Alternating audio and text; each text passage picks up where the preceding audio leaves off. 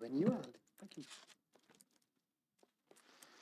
Good afternoon all, and welcome to the Vale of Glamorgan Council's Cabinet meeting on today, the 11th of July 2024. I'm Councillor Liz Burnett and Chair of the meeting as the leader of the Vale of Glamorgan Council and Cabinet Member for Performance and Resources. We'll again be using the Council's hybrid platform, and so the usual reminders. Firstly, that the meeting is being live streamed and recorded and will be uploaded to Vale of Glamorgan Council's website as soon as practicable after the meeting. That microphones are off or muted, and that anyone wishing to speak should either use their request to speak function or raise their hand, depending on their location.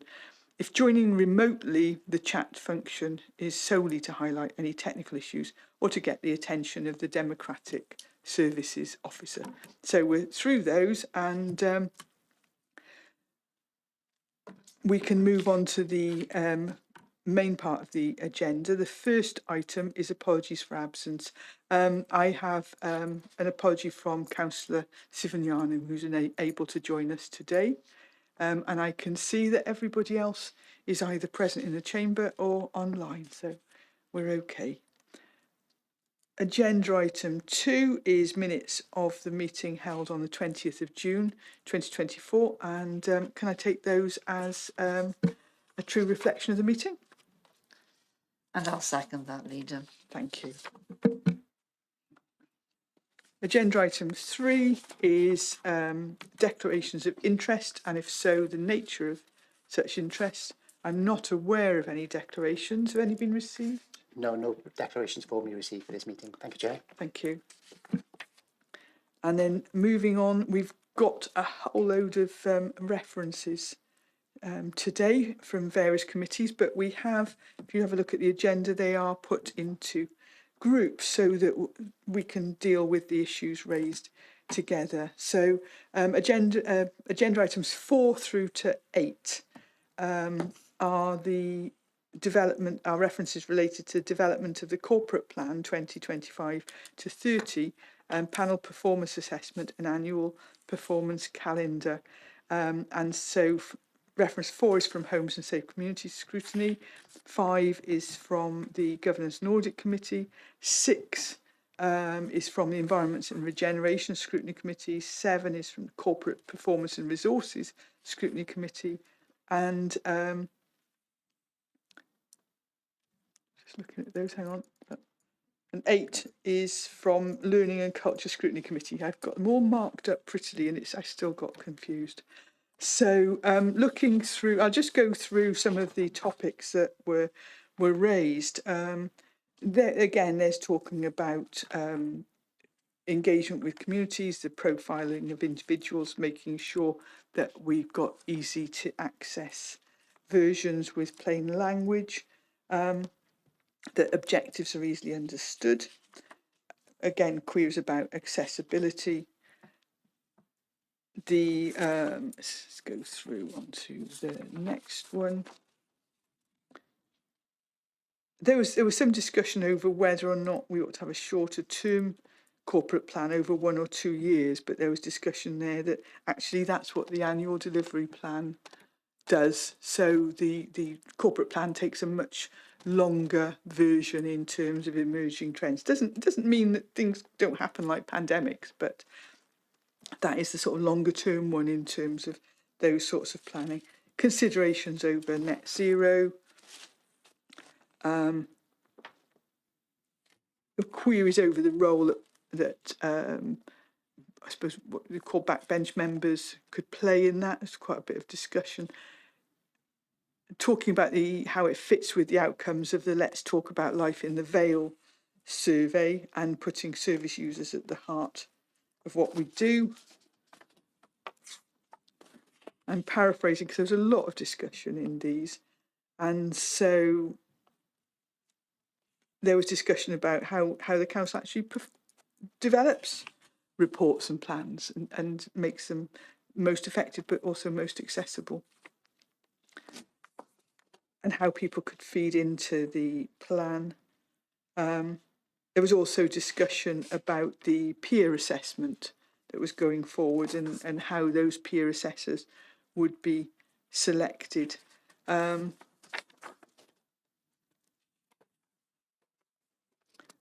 just have a quick look. And then there was also queries about the sorts of discussions that the council has with other local authorities, and actually these sorts of things form discussions fairly often at different levels, whether that be between officer groups, cabinet member groups, leader groups, that sort of thing, in discussing those. So there are a range of recommendations that have been put forward, each contained in each report. Some of them are actually for the scrutiny themselves to take forward. They're things that scrutiny members want to happen. So we will communicate those with the relevant scrutiny clerks, and they can take them forward. And then all the others, I think, if we look at them, things like, I mean, there's things about that they be provided further details concerning the consultation process. Well, scrutiny clerks can get hold of that. The role of scrutiny to be highlighted, Project Zero to be a central part, engagement activity with elected members, etc. That comes in from agenda item 5. Looking at the whether the self-assessment process aligns as much as possible with the views expressed through the recent resident survey. I think that's fair enough.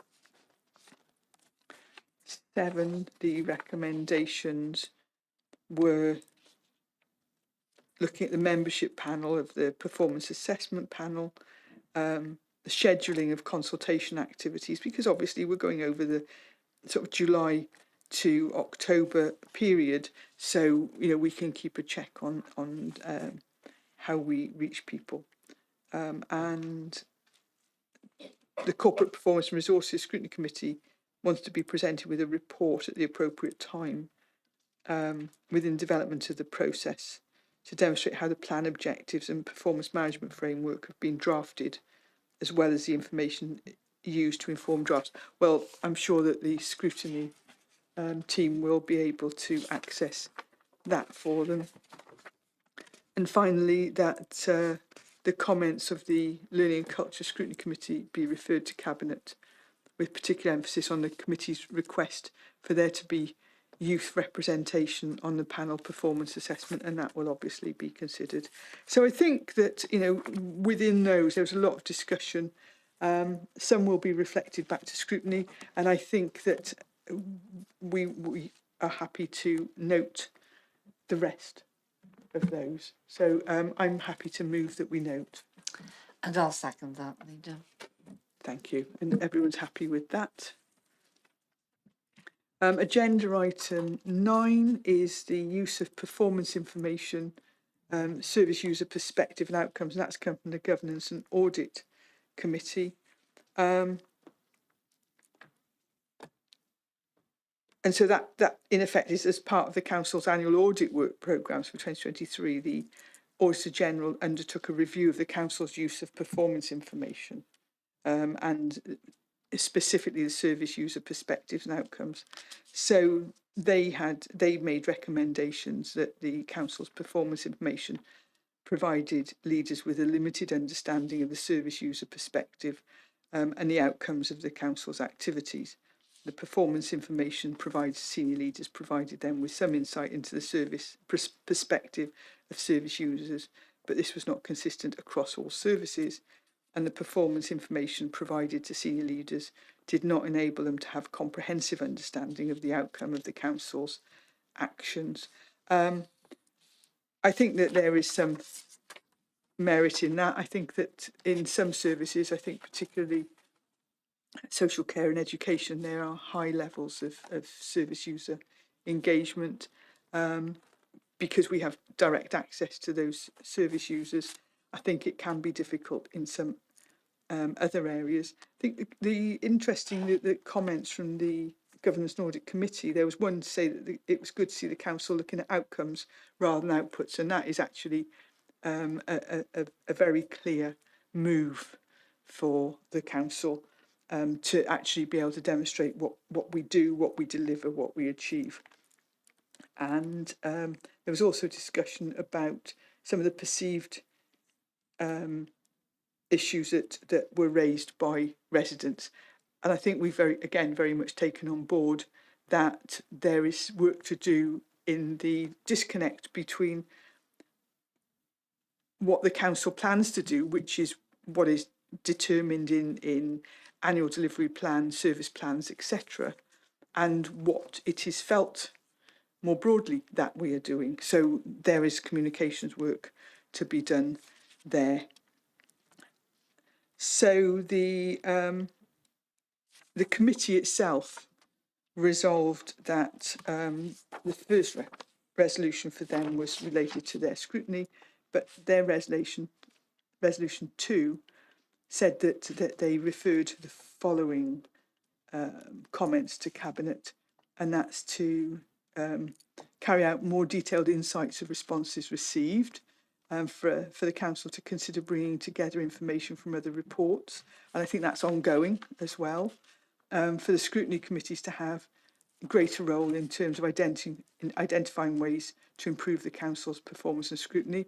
I think that would be absolutely super, and I think that's part of the core function of scrutiny. So look forward to discussions on that for the council to reflect on how public engagement and consultation is carried out by each individual council department to ensure there are the same standards and levels of engagement. That's very much a topic on the SLT agenda, and so we'll be moving forward. But as I said, it's whether or not we have that direct contact with users, or whether they are distant from the organisation, can sometimes determine how easy it is to gain their views. But we continue to work on it, and I think some of the work that's ongoing or starting with the Newbury Partnership will be a case in point in how we can effectively work with our communities. So I think an interesting report, worth a read, but I'm happy to note the recommendations. So I'd move. And I'll second that. Right. And then agenda item 10 is a reference again from Governance and Audit Committee, and this is the Audit Wales work programme timetable for 2023-24. The purpose of the report was to present to members the Q4 update of the Audit Wales work programme timetable as aligned to the Vale Glamorgan annual audit plan. So an officer from Audit Wales attended the committee, and the actual committee just noted the contents of the report, and they referred the report to Cabinet for its oversight. It is a comprehensive one, but it is actually a historic report, which is here for our information. So, as I said, I think it's worth having a look at, but I think for us today, this is for us to note. And I'd move. And I'll second that. Agenda item 11, let's just move agenda over, is a petition submission to Environment and Regeneration Scrutiny Committee in relation to school crossing supervisors. And it was actually really, really interesting. I watched with interest the discussion.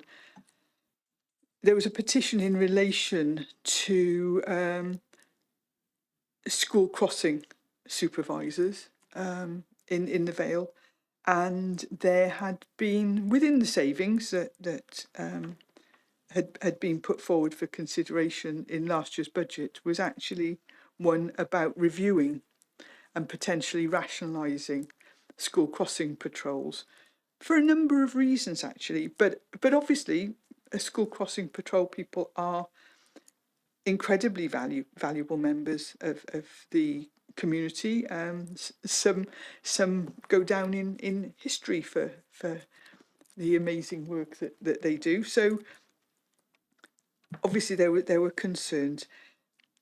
I think to clarify that over the years there have been issues. It's been difficult recruiting school crossing patrol people, not least because of the abuse that they suffer quite often from motorists, which is very unfortunate.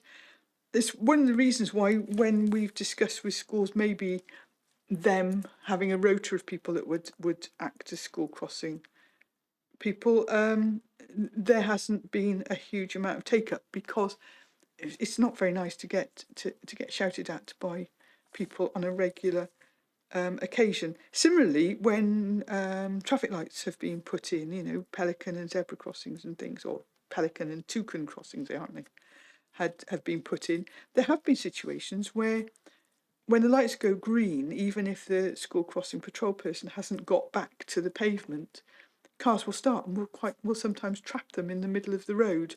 So we have to be very, very careful of the safety of these roles. But anyway, the director was able to clarify that after having undertaken a review, having talked to schools as to whether or not they were able to take on their own school crossing patrols, etc., there were actually no plans to remove staff or manned crossing services in the Vale of Glamorgan, and that the department had managed to find the savings elsewhere. So there had been quite a discussion around the whole area of the topic, but in essence, the recommendation from the committee was that the committee supported the decision as outlined at the committee, that no steps be taken to remove current school crossing patrols until a review has been carried out as appropriate to ensure child safety. And I think, you know, it's the type of review that we've done in the past and we will do again, because if you put sort of more technical school crossing patrol equipment or something like that in, then you would do a review. But as I said, that was the recommendation. So I'm happy to move we note. Gwyn, did you have your hand up? Thank you, Leader. I'm particularly pleased with the decision of the director at the meeting that night, because in Lantwood Major, particularly on Ham Lane East, we've got 1,600 pupils attending the schools there, and quite simply, it's imperative that we have a school crossing patrol. Unfortunately, a lot of people misunderstood what we were doing. We were reviewing the situation. They took it that we were taking them away automatically, which was not the case. And unfortunately, due to public not realising what we were doing, a number of councillors were under stress with the problems that residents were causing. So simply, I'm just very pleased to see the final decision by the director that he's made an alternative arrangement, and we will carry it on and touch. Thank you. Super. Thanks, Gwyn. So I've moved and I'll second it for the record. great, and then everybody else is in agreement on that. Moving on to, I'll take again agenda item 12 and 13 together. These are both related to Project Zero update report. Agenda item 12 is the Environment and Regeneration Scrutiny Committee, and 13 is Corporate Performance and Resources Scrutiny Committee. And this is a fairly regular update that committees receive in terms of our Project Zero ambitions going forward. And the appendix of the report detailed a wide range of activities being undertaken to achieve that. There was some discussion over the tree strategy. In fact, there was quite a bit of discussion over the tree strategy. There was discussion as to whether or not Project Zero is funded sufficiently, and you know, that is a big question, isn't it? We know that we want to achieve zero carbon by 2030, but do we have enough money to do that? And I think that will actually be quite a central point of discussion during our budget deliberations this year, which are just about to start again. There was discussion over the sort of pace of work within the Public Services Board, and I think that each organisation within the Public Services Board is currently doing work. It's the how that's working collaboratively can sometimes appear to be slow. There was also discussion in relation to sustainable drainage systems. I think I didn't actually see that part of it. I should imagine that's to do with on streets rather than to do with housing developments, because sustainable drainage systems are a prerequisite within developments these days. So there were a couple of recommendations that scrutiny brought forward. Only a couple that were related to cabinets. That's recommendation 5, which was about the concern around the weighting of Project Zero agenda and the importance of making it front and centre in the corporate plan. And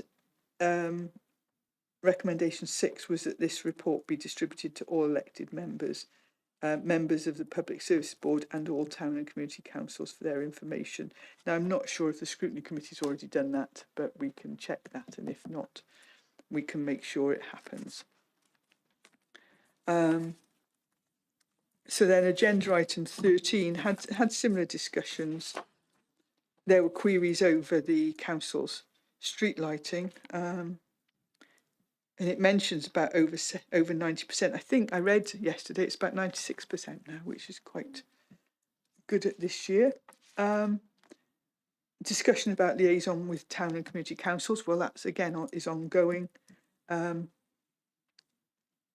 Discussions about whether or not there could be more information on the council's electric fleet information. I said street lighting, replacing public bins. That Scrutiny Committee noted the report, and then they came up with a whole list of comments that they wanted referred back to Cabinet, and one was a report on the council's electric vehicle fleet and necessary infrastructure be added to the committee's forward work programme. Well, that's for them to do. The reports intended for the Corporate Performance and Resources Scrutiny Committee in relation to Project Zero and Carbon Management Plan be received by the committee on the same agenda wherever possible. That again is for Scrutiny Committee clerks to liaison.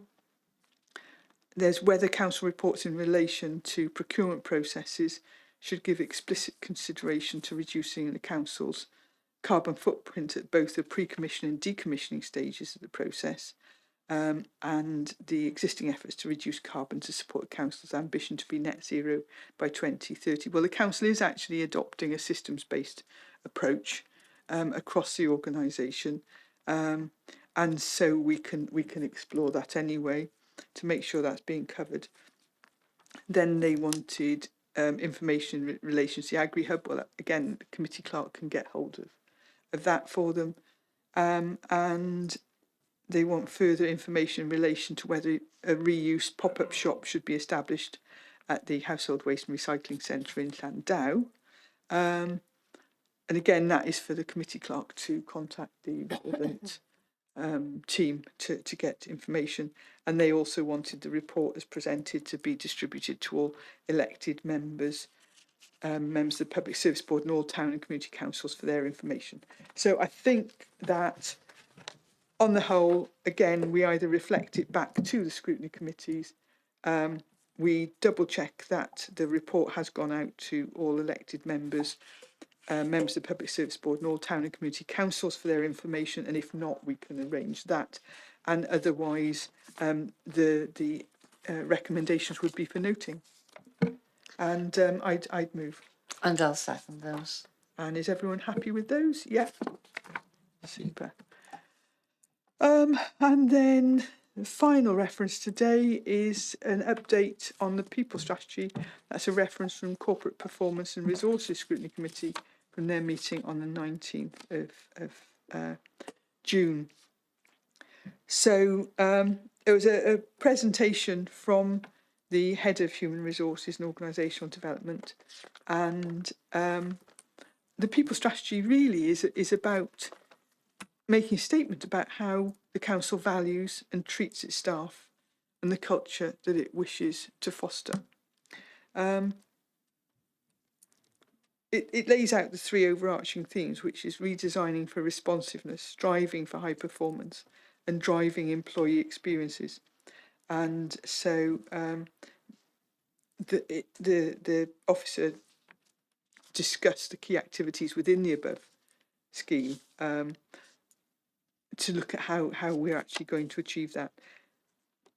There were a couple of questions raised. One was whether or not the council's looking to develop recruitment and selection processes to support neurodiverse applicants, and yes, the officer was very clear on that. Was a very strong area of work for us, and also a query on whether the council was making efforts to develop its existing workforce, and yet again that was confirmed that yes, we are very keen to develop our own workforce.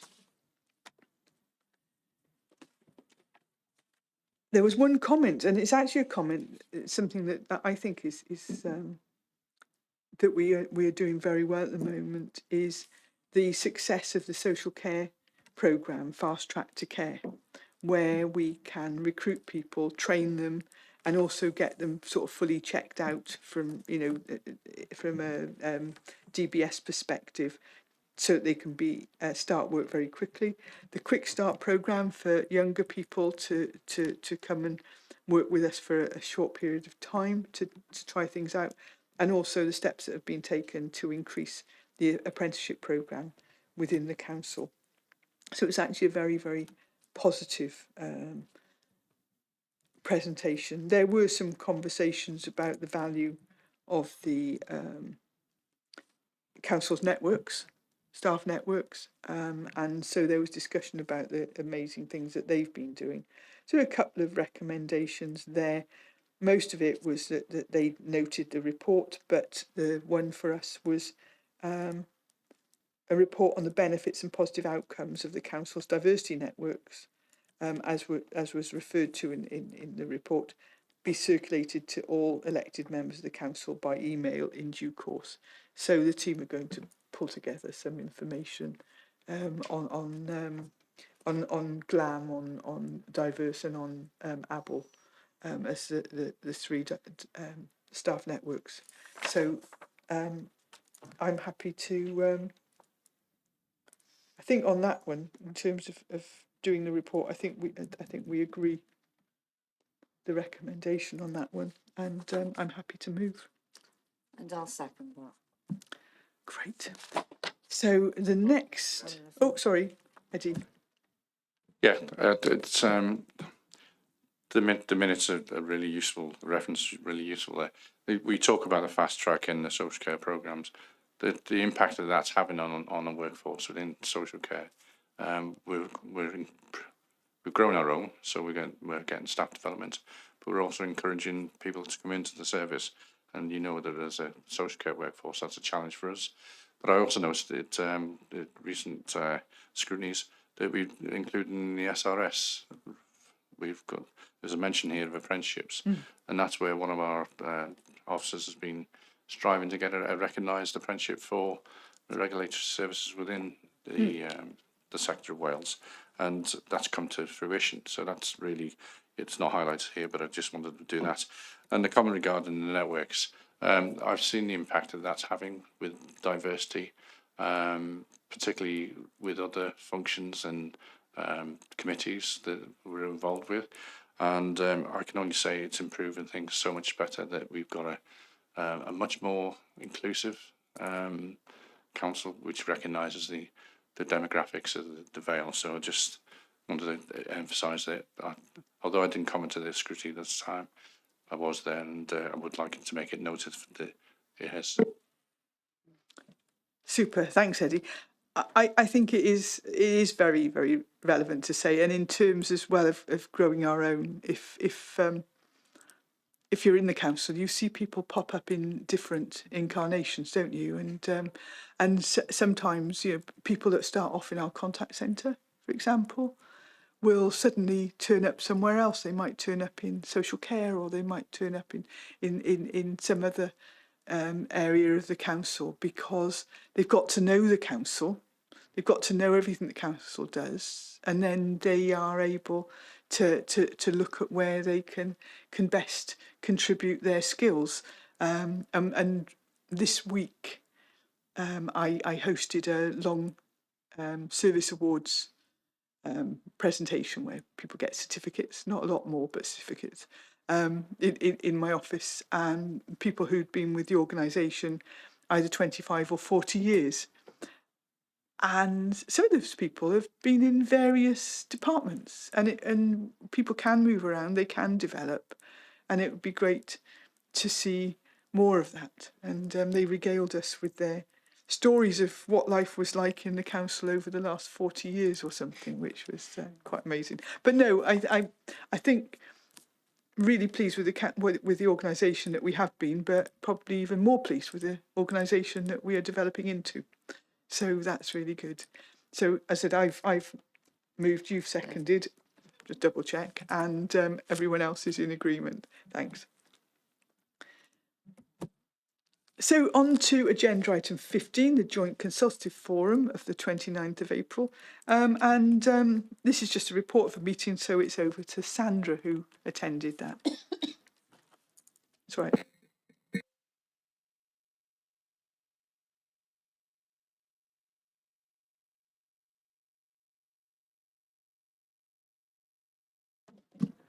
Right, it will shortly be Sandra. We're just getting her mic to work.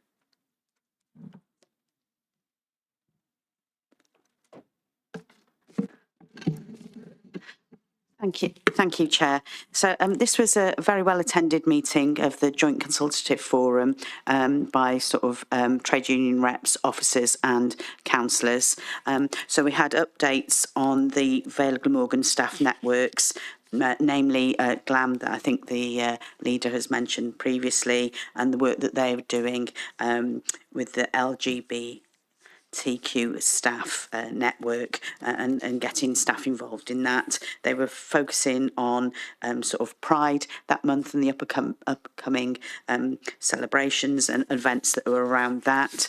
We also had Able network that has been discussed before, and they were talked around. One of the things was the launch of the Able staff networks webpage on StaffNet in the spring, which included a support hub and resource bank for council staff, and it was a soft launch and linked to webinar and information advice for staff. They'd already had positive feedback around the network, which signified that it was welcome, needed and wanted. And then we also had an update from the diverse staff network and what work they've been doing as well, which is encouraging staff to become more involved within the outer community and things like that. So like school governors and different things like that. We also had a presentation on recruitment update. So the operational manager for employee services presented the update to the forum, which included the changes and improvements made to the application process in order to look at new, different and appropriate means of encouraging potential staff to apply for jobs at the Vale of Glamorgan, which is always to be encouraged. So there was lots of really good discussions around that. So this is for noting this report. Thank you. Thank you, and I'm happy to second that. Everyone else happy to agree? That's super. Then there are two items from me, mainly the sort of standard housekeeping type items. The agenda item 16 is the Cabinet Quarterly Work Programme, April to June 2024. So that's historic in effect, and July to September 2024, so that's from now going forward to the end of September. The historic one is Appendix 1, and the one going forward to September is Appendix 2. And really, these are just for us to note so that we have a record what we've achieved and what we will be doing in future. So our recommendations are the updates to the Cabinet Quarterly Work Programme for April to June 2024 attached to Appendix 1 be agreed, and that the Cabinet Quarterly Work Programme July to September 2024 attached to Appendix 2 be endorsed, and I'd move. And I'll second those for you. Thank you. Everyone, no dissent. Agenda item 17, this is the use of the Chief Executive's emergency powers. They are all laid out in paragraph 2 onwards, where it's, it can be things like related to Western Vale Wellbeing Hub for older adults and people living with dementia, childcare and early years capital programme, roof renewal at Ysgol and Nant, some work on flood and coastal erosion risk management, and an extension of lease at Hen Golig. It's all contained in the report, and it's just for us to note. So I'd move that we note. And I'll second that. Yeah. And Eddie, did you want to come in? Yeah, often I look at this and I think emergency powers are that, but it's urgent. And when you look at some of the things that are in there, for example, we got some additional funding from the Regional Integration Fund for dementia, and that's something we need to get the approval for these funds, and that's why this proceed's been used. But you can just see that what sort of things are being used for. It's we know there's a need for dementia support within the Vale, and this is an excellent provision that we're adding to. So, and then the next one that was dementia, and underneath that is we've got a couple of reports about the early years, and we need the funding for that, and that's in this report as well. So thanks for that. Yeah, it's different ways that we cover off expenditure. Normally, there'll have been a decision at some point, either in relation to submitting a bid or actually undertaking the work.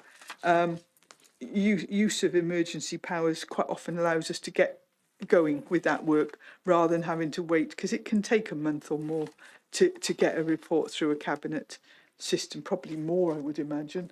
And we want to get that work done. So that's been the purpose for doing that. So yes, that's brilliant. Everyone's agreed, and we can move on to agenda item 18, and that one's over to Bronwyn. Okay, thank you very much, Leader. So this is the Rights of Way improvement plan.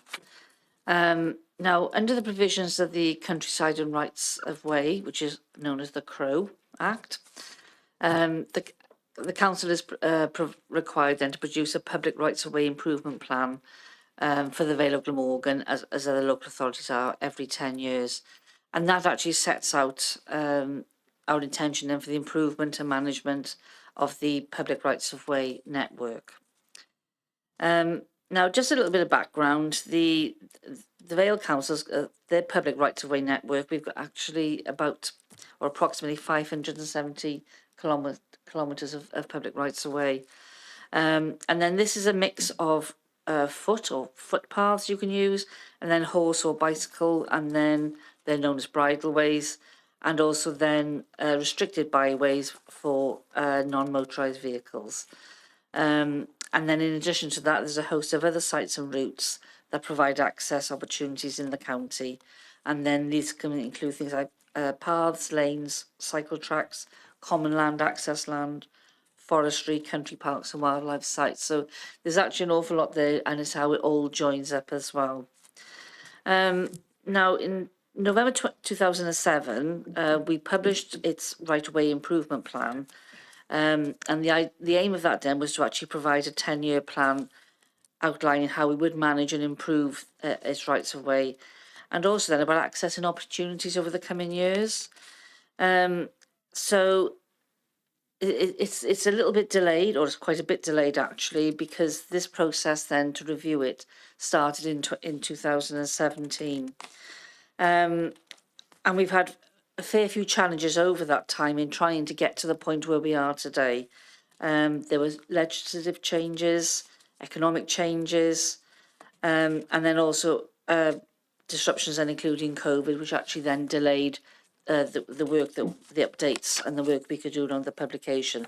Hence the reason why this plan is from 2024 to 2034.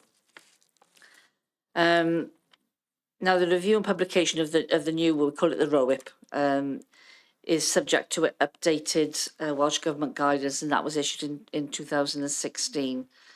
And then really it's about the key changes to the plan that we've got now. And really they are quite minor. There's not any major changes to it. So it includes the updating of various legislation and key policies as they've become available, and then updating targets and achievements as work is undertaken. Because it is a moving plan. So as things change, we actually move along with it as well. So the basic principle of the plan hasn't changed, or not significantly. However, what we have improved actually is some of our aspirations, including rewording of some elements and then targets in order to bring us up to date and actually make the document current and fit for purpose. Because as I say, it's quite some time since with the original one in 2007. So it is attached as an appendix. The plan is quite detailed, and it's actually very interesting reading when you look at how it all starts joining up and the amount of work that we've done over the years as well. So I've got 3 recommendations for us today. Is that Cabinet endorses the Rights of Way Improvement Plan and as attached at Appendix A, and the Council's replacement version, and agree to its adoption in principle, subject to consideration by the Environment and Regeneration Scrutiny Committee. That the ROIP is referred to the Environment and Scrutiny Committee for its consideration. And then thirdly, that delegated authority be granted to the Head of Sustainable Development in consultation with myself as the Deputy Leader and Cabinet Member for Sustainable Places to make typographical or other minor changes as necessary, and it'll be prior to the publication or during the life of the plan should this become necessary. And I'd like to move those recommendations. And happy to second. Eddie, you want to come in? Yeah, I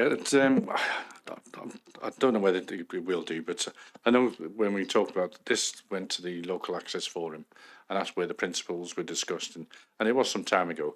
And I know on the last local access forum meeting, they discussed the plan and the networks and the improvements that are going on. And if people just go along some of the footpaths around the Vale, it's incredible the changes that have been made. One of the key ones I can speak of, particularly around the Lancers area, it was a muddy footpath, and due to the vegetation, it was always in the shade. But now the officers have actually put some scalpings and stuff on there, and it's accessible now to wheelchairs. At the time, I thought, goodness me, we're going a bit too far here. But the number of people I see along there, it's made such a change to the local people there. And it's hidden within this report, the impact that the officers are having. So I just wanted to record that as a benefit. And no doubt this will go back to the local access forum, monitoring those improvements that the officers are making.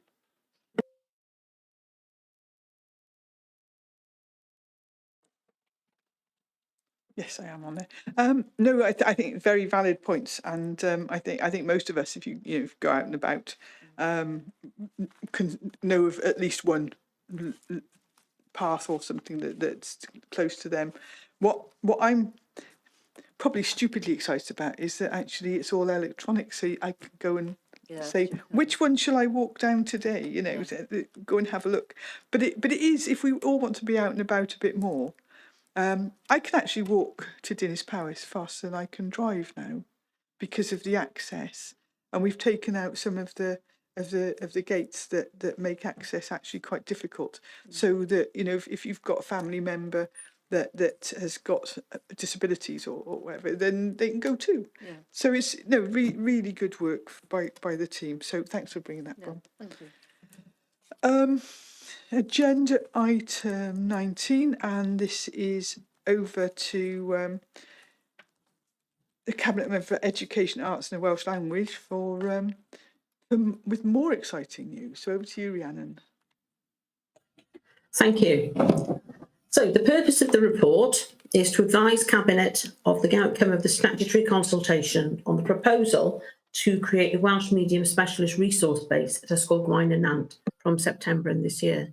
And for those of you who were lucky enough to go out on the visit there recently, you'll see what an essential service this is and what a lovely spot it's in. You know, open, airy classrooms, engaged small children, teachers who are very, very keen to get on with it, with the task in hand, and you know, preparation of materials going on apace. So during the consultation period, the council received 7 responses and 1 late response. They were asked to indicate whether they support, do not support, or have no opinion, and all responses indicated that they supported the consultation. So I'm going to look at some of the key themes that came up during that consultation period. The consultation was the 10th of April to the 22nd of May of this year about the proposal to establish the Welsh Medium Specialist Resource Base at Ysgol Gwaun y Nant, and that will take place from September of this year onwards. The proposal will create specialist Welsh medium educational provision for pupils aged 4 to 11 years. It will be to support individual learners, as well as improve the capacity of the home school to create a fully inclusive environment where all learners are given the opportunity to succeed and have access to an education that meets their needs. We will all be aware from our postmag, if not from the national media, that there is an identified trend in a growth in ALN across all of our schools. Last year, there were 107 pupils in Welsh medium primary schools identified as having SEN or ALN, which has risen from 88 in the previous year.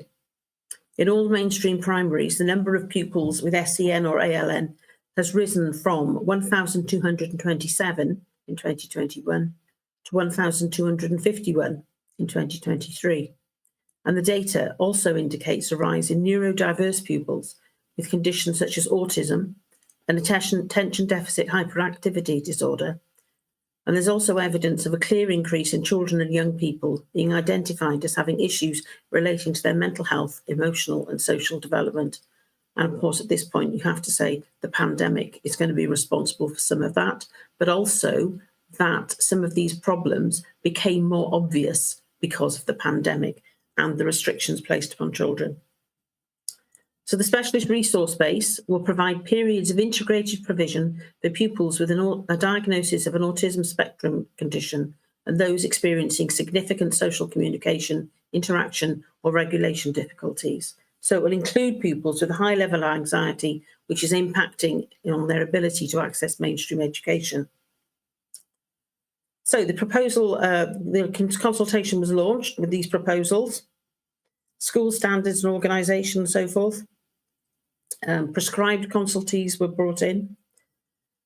There were some issues raised, for example, potential impact on pupil numbers in other schools, but we feel there will be no adverse impact on pupil numbers in other schools as placement at the SRB, the Special Resource Base, would be temporary for a set period of 2 terms in the first instance. Pupils will be able to attend the SRB part-time 2 days a week while maintaining a supported place at their local mainstream school. Pupils in reception to Year 2 will attend the base on Mondays and Tuesdays, pupils in Years 3 to 6 on Thursdays and Fridays. On Wednesdays, the staff will undertake planning and assessment and also outreach work with mainstream schools to build their capacity. So these placements will enable the pupils to continue to learn alongside and to interact socially with their mainstream peers in their home school. The point also was made that there is a clear need for this provision, and there is an identified growth in ALN across all of our schools. I've already given you the figures for that. Data also indicates a rise in neurodiverse pupils with conditions such as autism and ADHD, and of course the usual mental health, emotional and social development problems. Also, the idea of equal opportunities for Welsh medium pupils was brought up. This will be a positive impact for pupils in Welsh medium schools, as the proposal will result in improved provision to provide periods of integrated provision for pupils and those experiencing significant social communication, as well as the autism spectrum children. and the children with anxiety. So because this is specifically Welsh medium, we will be able to cater for virtually all children across the board, rather than it has been confined solely to English medium until now, which is why we saw the need and met the need of the Welsh medium pupils as well. And obviously, the WESP requires the pupil to increase this provision of Welsh medium education for children with ALN in accordance with the duties imposed by the ALN and Educational Tribunal Act, which has just come into force. Also, the problem was raised that if we don't have provisions such as this, that children with these difficulties will end up in English mainstream, which is not what the parents want. And so obviously we had to step forward in order to make this provision so that there will be equal opportunities and children would be able to remain within mainstream Welsh education. So the Council is committed to increasing the number of pupils taught through the medium of Welsh, and this proposal will support that commitment. The Council School Investment Programme reflects the Council's commitment in the Welsh in Education Strategic Plan, the WESP, which aims to ensure that demand for Welsh medium education across the board can be met in the long term. Our 10-year vision for increasing and improving the planning of the provision of Welsh medium education in the Vale will be to increase the number of Year 1 children taught through the medium of Welsh to 24% by 2031-32, in line with the Welsh Government's National Cymraeg 2050 strategy, contributing to its ambitious target of 1 million Welsh speakers by 2050. So, if I could take us to the recommendations, because we've met as many of the difficulties that were brought up as possible. So what I'd like us to do now is look at the recommendations that are. Cabinet considers the report, the consultation document, part of which I've gone through with you, the consultation response report, which is Appendix B, and other appendices included as part of the report, including the community and equality impact assessments at Appendix C and D, to create a Welsh medium specialist resource base at Ysgol Gwaun Nant from September 24, and that Cabinet approves the proposal to create a Welsh medium resource base at Ysgol Gwaun Nant from September through the publication of the proposals in the form of a statutory notice. So if I could have someone second those recommendations, please. Thanks, Rhiannon. I'm happy to second that, and I've got lots of nodding people here as well. So yes, that's agreed. Super. But it's still with you. Agenda item 20 is also with you, and that is the Welsh Language Standards Annual Monitoring Report for 2023-24. So I'll leave it with you. Right, if I can just get the right paperwork in place. Where are we? There we are. Here we are. Thank you. Right. So thank you for that. This is about obviously the Welsh language standards.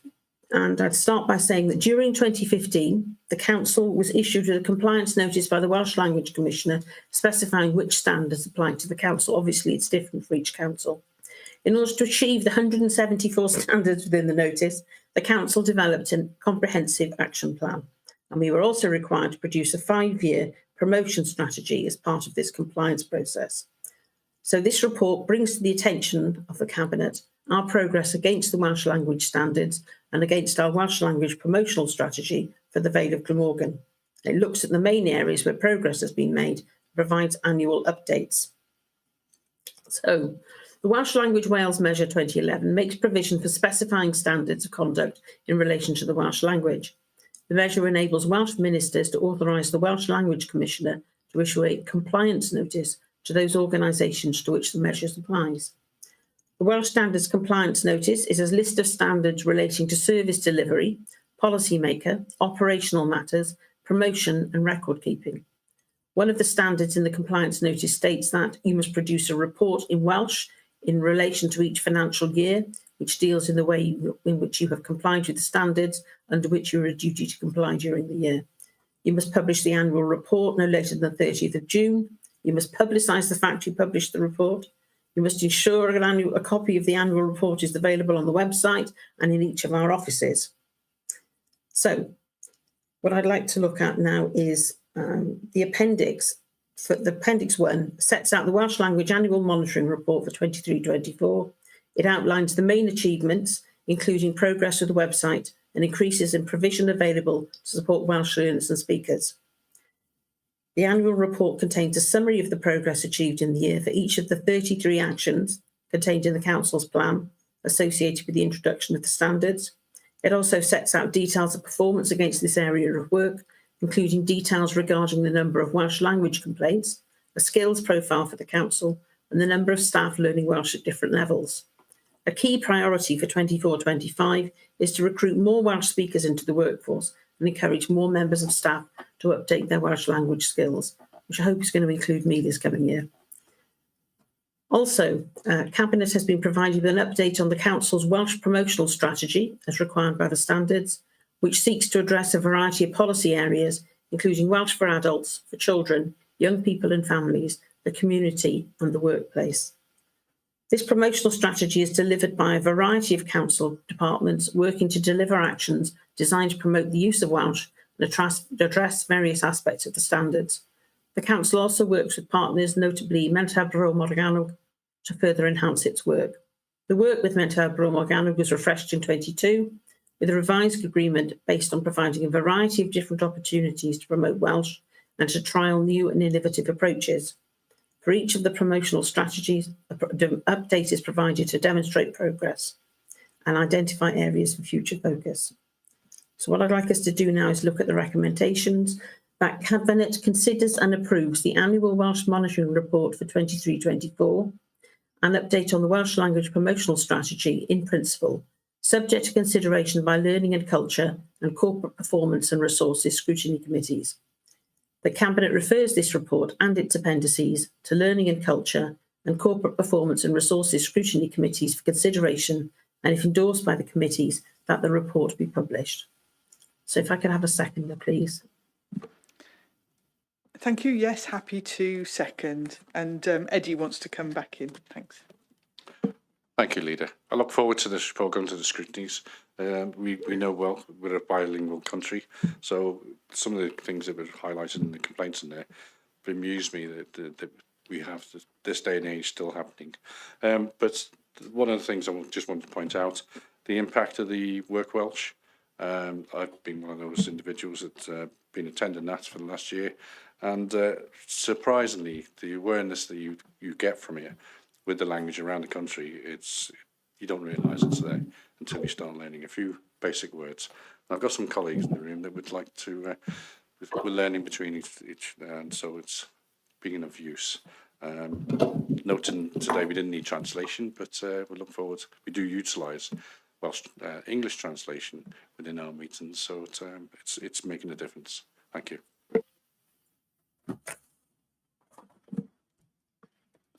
Super, thanks Eddie, and thanks Rhiannon. Everyone else is in agreement, so yes, that's fully agreed. Thank you.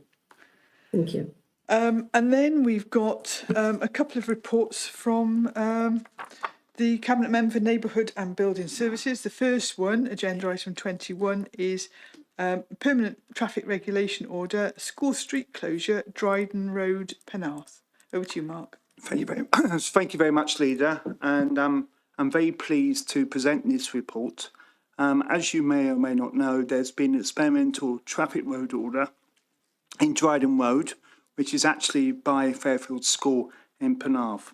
And I'm just going to go through a couple of points that were made on page 3 on the report. The experimental traffic order has been in place up to 18 months. And obviously this gave time for people to be consulted on, to make it permanent, to see how it went. And it's the first one that we have in terms of a Tyne Street closure in the whole of the Vale Glamorgan. So I was very proud to present this some time ago, and now this is kind of like finalising this. So we had quite a bit of feedback from residents, which is itemised in 2.7 itemised in Appendix D. The feedback was overwhelmingly positive about it. We also had some data from Appendix C in relation to the number of traffic entering. I'm pleased to note that very low amounts of traffic actually entered, and that was very, very good and encouraging. And also, what we also got to remember here is that this temporary traffic road order has been, consulted with the head teachers and the children as well, and it's been overwhelmingly positive. So I'm now going to move to the actual recommendations, which there are two. That Cabinet agrees to public notice being advertised for the experimental traffic order for a school closure on Dryden Road as detailed in Appendix A and B to be made permanent. And secondly, that delegated authority be granted to the Director of Environment and Housing Services in consultation with a Cabinet member for Neighbourhood and Building Services to agree the final design and the extent of school street closure, and that the monitoring officer and head of legal democratic be authorised to execute any legal orders to implement the scheme. And I so move. Thank you, Mark. I'm very happy to second that as well. And hopefully it will make a big difference to local children. I can see that Councillor Birch, Rhiannon, you've got your hand up as local member, so I'm assuming that's why you want to speak. Yes, thank you. Yes, I am a local member, and I will say that it has been a popular move. There was an initial kind of distrust and the usual people who want to drive absolutely everywhere. But in fact, parents have been very positive about the whole of the experiment, and now it's going to be made into, a final, produced in its final incarnation. So no, it's been very positive. I mean, there are still some inconsiderate people who are parking along in front of other people's driveways and parking on the pavements and so forth. But I think that was almost inevitable and was happening even before the introduction of the one-way system. And I hope we'll be able to do something about tackling that. But overall, I think it's been a fantastic idea, and I'd like to see it introduced in more places wherever possible. And I also know that Councillor Buckley, who is also the other local member, is very supportive of this as well. So, I'm delighted. And also, I also note that there was very little displacement parking from this as well, which is all good. Super, thanks, Mark. And yes, it has been popular. It's an interesting one, and we won't go into it now, but I seem to remember from my education cabinet days that in Penarth, because the schools are so popular, that the vast majority of children live within the catchment area, so that for most children, there's no reason why they couldn't be walking or cycling to school. So hopefully, one day we'll get this around other schools as well. So thanks for taking this forward, and thank you to the officers that have worked on this. Next one is also you. That's the renewal of public space protection orders for the prevention of alcohol-related antisocial behaviour. Yeah, thank you very much, Leader. And this report is very much a housekeeping one, in the sense that we've had these orders before, but these orders only last for a certain period of time. But what's interesting in this one is that there's a couple of things. There's one thing particularly I want to clarify, is that it doesn't mean you don't stop drinking alcohol in these places, but you do it in the correct manner. You do it in a fashion where obviously that means if you have a picnic, you get together with some other people, and you act in a behaved way, then obviously there won't be any issues. It's really about antisocial behaviour and having control orders in this reference. But what I do want to refer people to is that if you look in the report, especially in relation to page 4, okay, it also mentions 12 new sites that have been allocated to this. This includes Penarth Athletic Ground, Bellevue Park, Paget Road, the Kimming, the Merch Dobbin Roads Park in Barry, the Barry Waterfront in Barry, Central Park in Barry Island, King Square, Alexander Gardens, Somerford Road West Open Space in Barry, and Harbour Road Car Park.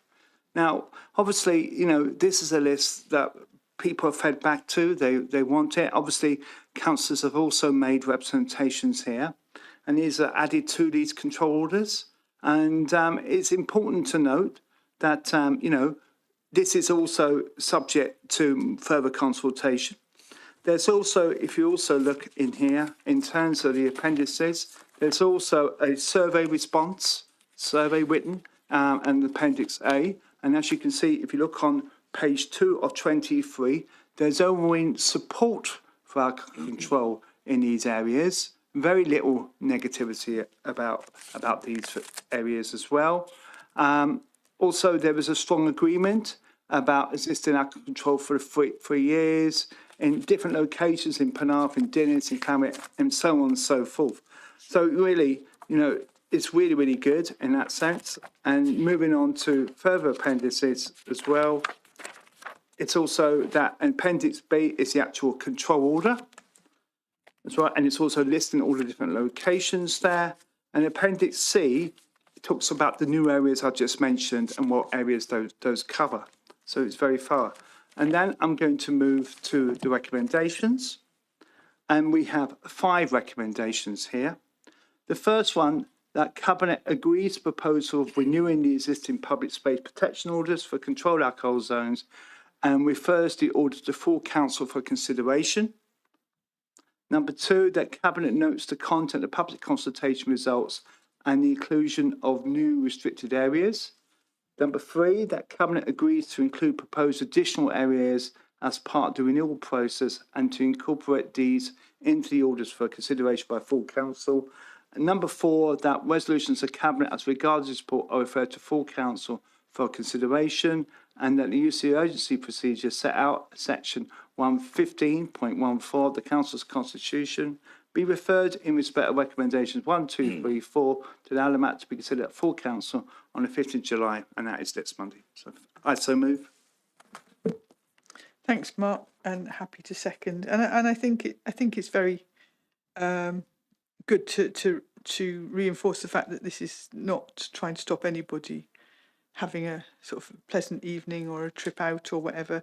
This is actually for those people that want to spoil other people's pleasant evening or trip out. And every year, some areas of the Vale are in fear of hot sunny days because of some of the behaviour that they see. And this actually gives us easy ways of controlling and dealing with that behaviour. So as I said, very, very happy to agree to second that.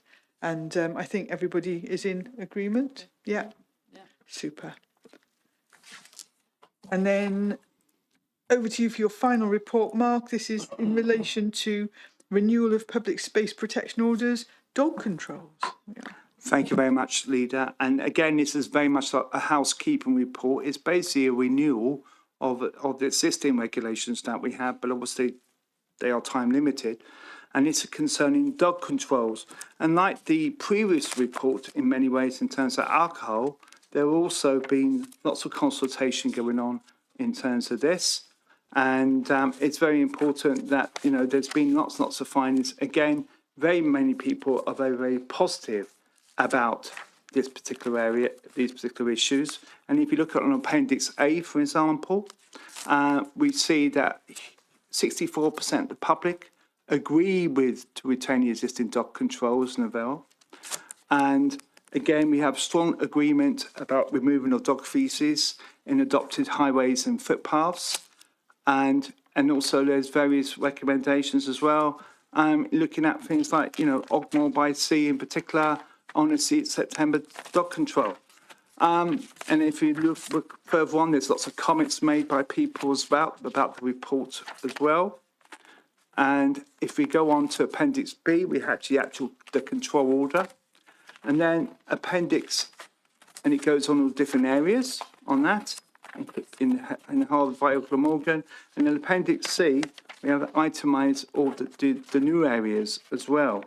Now, I also need to add here that we also got another thing. This is very much a late item on this, but we also agree that Clammet Major recreational ground be added to this, but the enforcement would be subject to agreement with the town council who own the land. And I know that Clammet members around me are very, very keen on this, and I know that Gwyn and Eddie has particularly expressed this to me today, so very happy. And I'd like to move to the recommendations, which there are 5, that Cabinet endorses the proposal of renewing the existing public space protection dog orders for dog controls. Number 2, that Cabinet notes the content of the public consultation results. Number 3, that Cabinet to agree to include proposed new additional areas as part of the renewal process and to agree those into the orders for full council, including the one I just mentioned about Climate Major Recreational Ground, subject to any enforcement, subject to agreement with the Town Council own the land. And that resolution of Cabinet in respect to this report are referred to full council for consideration. And that number 5, the use of the emergency procedure set out at section 15.14 of the council's constitution be agreed in respect to recommendations 1, 2 and 3 and 4 to allow the matter to be considered at full council on the 5th of July 2024. So I so move. Thanks, Mark. I'm just checking. I think we're going to need a 6th recommendation in relation to Llantwit Major Rugby Club. And I think it's going to be along the lines of that Llantwit Major Recreation Ground. Yes, the Climate Major Recreation Ground, it is. Yes. That Llantwit Major Recreation Ground be included subject to agreement with Llantwit Major Town Council. Yeah, and any enforcement would be subject to agreement with the Town Council. Yeah. Yeah. So we've got to include both, haven't we? We've got to get approval with them to include it and approval in terms of enforcement. That's right. We'll have to work out what the wording for that will be to full council next Yes. week. Yeah. I understand. So I'll make sure that the recommendations for full council That's fine. reflect that as well. But I think have we captured that? We've captured that. So Thank you. You're reaffirming that you've agreed. Now I've agreed the 6th You've moved recommendation. that, Thank you and- very much and- for that, Leader. And I shall second it. That's probably a good idea, isn't it? So thank you all, and everybody's in agreement to that. That's super. And then do you know what somebody was saying to me? It's not so much dogs on leads; it's dogs under control. But I don't know how you actually enforce that, because there's this antisocial behaviour with dogs is a challenge. But anyway, moving on, we're over to Eddie, Cabinet Member for Social Care and Health, for agenda item 24. That's recommissioning of the provision of childcare for Flying Start in Calcutta, Barry, Vale of Glamorgan. Thank you, Leader. Although I've got this report here and report on social care and health, I think it's in conjunction with the Cabinet Member for Arts, Culture, Education, whatever, it's Rhiannon Birch, because it utilises the education facilities. I just thought I'd put that up front so that, it's cross-directorate that I'm trying to emphasise. Okay, so the purpose of this report is to seek authority to recommission an existing contract related to the provision of childcare for the Vale of Glamorgan Flying Start programme within the current setting in the grounds of Calcutta Primary School, and to enter into a contract with a successful provider. The contract is to be awarded for 2 years initially, with an option to extend for up to a further 2 years in negotiation with the successful providers, subject to the ongoing award of the Flying Start grant by Welsh Government. The contract is envisaged to commence in January 2025, subject to the successful provider's completion of CIW registration requirements. You can see within the report that the funding comes, it is a Welsh Government initiative. It's very much for the provision for children 0 to 3 year old. It's a preventative service, and not only does it assist the children that we educate and improve on, it's also for the parents as well. So there's extra provision that's put in for that, and it's particularly in those areas within the Vale that we, got additional needs. I would rather put. It's already in provision. We've already got that going. So really, this is to renew that contract. You'll see in the report it talks about the tendering process. It does involve the tenders, but the bidders putting their tenders in, but also the parents involved in that process, evaluating the bidders, so that it's not just it's done to the families and the children. The main aim of the Flying Start programme, as everybody knows, for 2 to 3 year olds particularly, is to improve their outcomes. And we know that the impact of that, the research in the report says that it sets a trajectory of young people and the families and how that can be improved. The financial consequences of this, as I said, it's Welsh Government supported, so it's £43,680 per year, and it provides 16 spaces for those. So I'll go through to then the recommendations, which are the Cabinet authorises the Director of Social Services in consultation with the Cabinet Member for Social Care and Health to undertake a competitive tender process for the provision of Flying Start services in Calcutta Barry.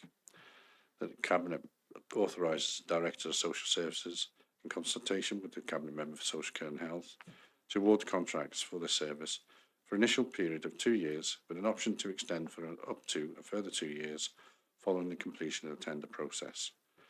And the third recommendation, that the Cabinet grants delegated authority to the Monitoring Officer, Head of Legal and Democratic Services, to prepare, complete and execute a contract with a successful bidder. I so move. Thank you. Thanks, Eddie. I think a very welcome report, and very happy to second those recommendations. I can see that Rhiannon wants to come in as well. Yeah, good. Right. Well, you knew I'd want to endorse this because, you know, it's absolutely excellent, isn't it? And what's really pleasing is listening to the fact, or to you telling us that parents are involved in it, because so often these projects are things that we do to people rather than them being things that people actively participate in and have a real say in, you know, what's required, how they feel about the provision that's being made for them and how they feel that it could be improved.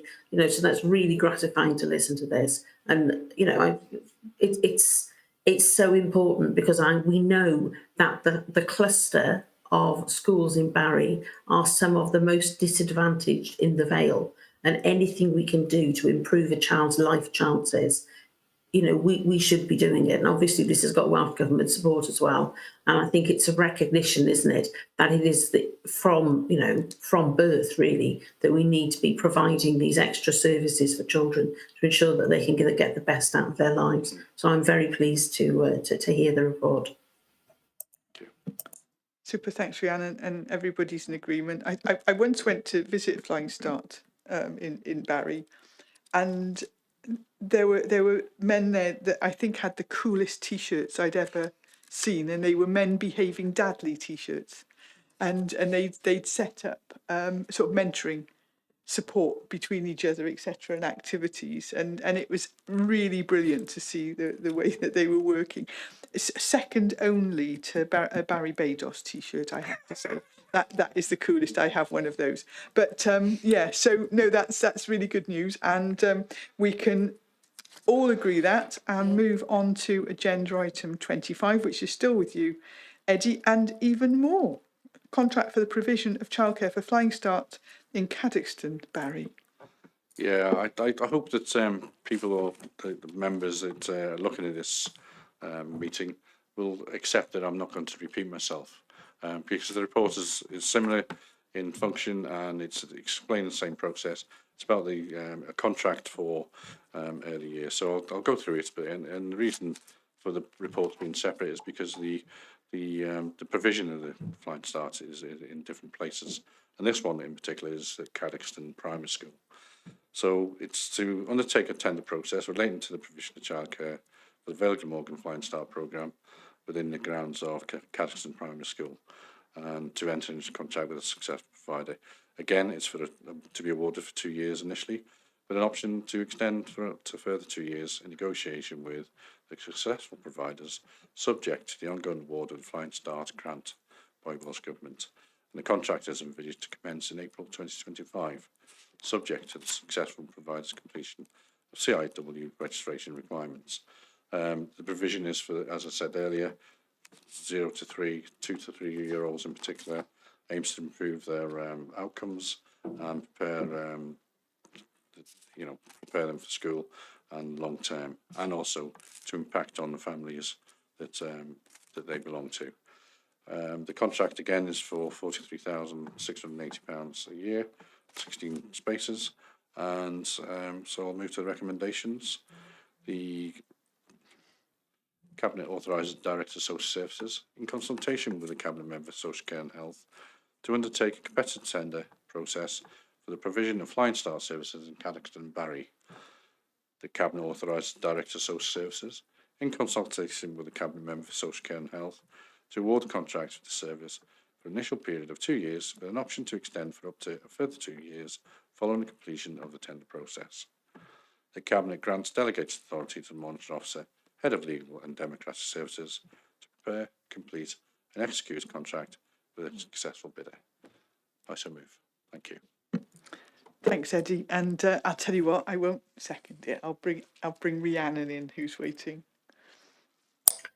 Thank you. Obviously, yes, another project that I'm very pleased to endorse.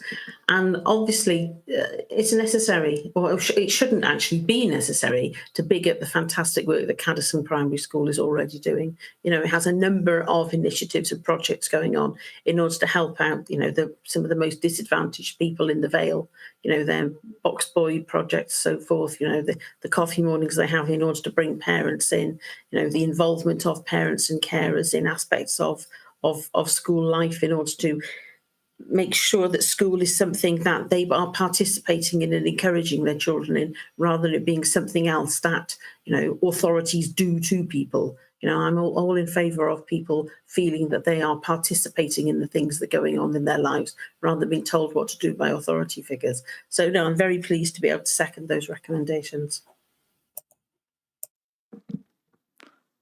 Super, thanks, Rhiannon, and thanks, Eddie. Everyone else in agreement? So that's passed. Thank you.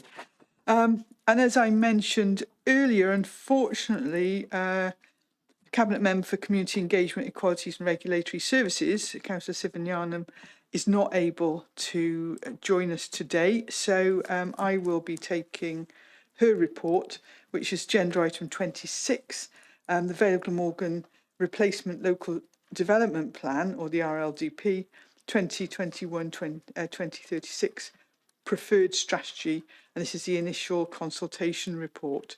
It is a bit complex, so I'm actually going to go through it in some detail. I think we need, first of all, to say that the preferred strategy for the Replacement Local Development Plan was subject to a 10-week public consultation between December 2023 and February of this year. The report before us today sets out the issues that were raised as part of the consultation and how these responses have been considered within the initial consultation report. The preferred strategy sets out how much growth should be accommodated in the Vale in the period from 2021, obviously that's historic, to 2036 in terms of population, homes and jobs, and how this growth can be met in the most sustainable locations, which reduce the need to travel, seek to co-locate housing with employment, services and facilities, and in locations well served by public transport. Engagement on the preferred strategy was carried out in a number of ways, including online and in-person public engagement sessions across the Vale, as well as sessions with elected members, town and community councils, and specific stakeholder groups, including the 50+ Forum and the Equalities Consultative Forum. In total, there were over 3,000 representations made from 857 individuals and organisations. And notably, there was a representation from Welsh Government stating that they consider the preferred strategy to be in conformity with Future Wales, which is the National Development Framework. This means that Welsh Government consider the scale of growth of that plan makes provision for the scale of growth that the plan makes provision for is at an appropriate level for the Vale's position within a national growth area, because we obviously have to think of ourselves as a local authority, or also as within the region, also within Wales. And they also said that the spatial distribution of that growth to sustainable locations is considered appropriate and accords with national policy. Comments were made from other stakeholders that the scale of new development was too high, with others considering it to be too low. In terms of housing, the RLDP makes provision for 8,679 dwellings compared to 10,400 dwellings in the current adopted LDP, including in both cases an allowance for flexibility. The RLDP level of growth is a medium level with higher and lower growth scenarios being tested. So at the moment we're going for medium track, and there could be some adjustment there. The housing supply is made up of new housing allocations, committed sites, that's sites that have already got planning permission or that have been built since the plan period started, and allowances for unallocated windfall sites. So they might be sites that we don't already know about, and people might come forward and say, well, I've got this site for 20 houses or something like that. The adopted LDP included housing allocations totalling over 8,500 new dwellings. The RLDP preferred strategy shows a more modest allocation of up to 2,750 homes on new sites, and that's 32% of the provision, plus a further 2,600 homes on sites in the adopted LDP that have been rolled forward. The key sites in the RLDP are in parts of the Vale with the highest levels of affordable housing need and provide real opportunities to deliver homes for those in housing need through Section 106.